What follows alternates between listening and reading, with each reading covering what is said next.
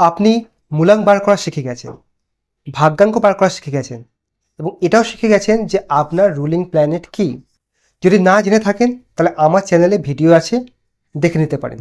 তো এখন আপনাকে জানতে হবে সবাই কি আপনার বন্ধু, না কেউ বন্ধুর আড়ালে শত্রু। কার সাথে আপনার মেশা উচিত আর কার থেকে নিজেকে দূরে রাখা উচিত। মূলাঙ্ক 1-এর জন্য এরা আপনার বন্ধু, এরা আপনার শত্রু আর এরা আপনার নিউট্রাল।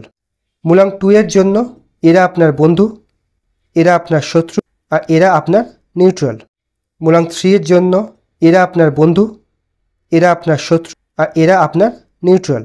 মূলাঙ্ক 4-এর জন্য এরা আপনার বন্ধু, এরা আপনার শত্রু আর এরা আপনার নিউট্রাল। মূলাঙ্ক 6-এর জন্য এরা আপনার বন্ধু, এরা আপনার শত্রু আর এরা আপনার নিউট্রাল। মূলাঙ্ক 8-এর জন্য এরা আপনার বন্ধু, এরা আপনার শত্রু আর এরা আপনার নিউট্রাল। মূলাঙ্ক 9-এর জন্য এরা আপনার বন্ধু, এরা আপনার শত্রু আর এরা আপনার নিউট্রাল।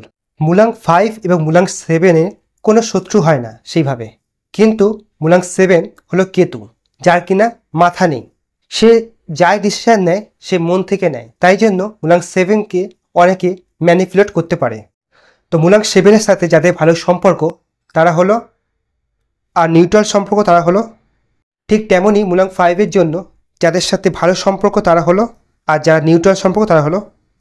আপনারা দেখতে পাবেন কোনো কোনো নাম্বার দু জায়গায় বসানো আছে, কখনো তারা ফ্রেন্ডলি, কখনো তারা নিউট্রাল, বা কখনো তারা এনিমি।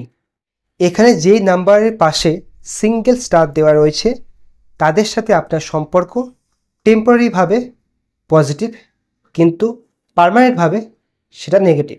এবং যেই নাম্বারের পাশে দুটো স্টার দেওয়া আছে তাদের সাথে আপনার সম্পর্ক ওই ধরুন পরিস্থিতির ভিত্তিতে হয়ে থাকে, মানে যখন যেমন দরকার তখন তেমন। কখন তারা খুব ভালো আপনার জন্য, বা কখন তাদের সাথে আপনার খুব একটা দরকার নাও পড়তে পারে।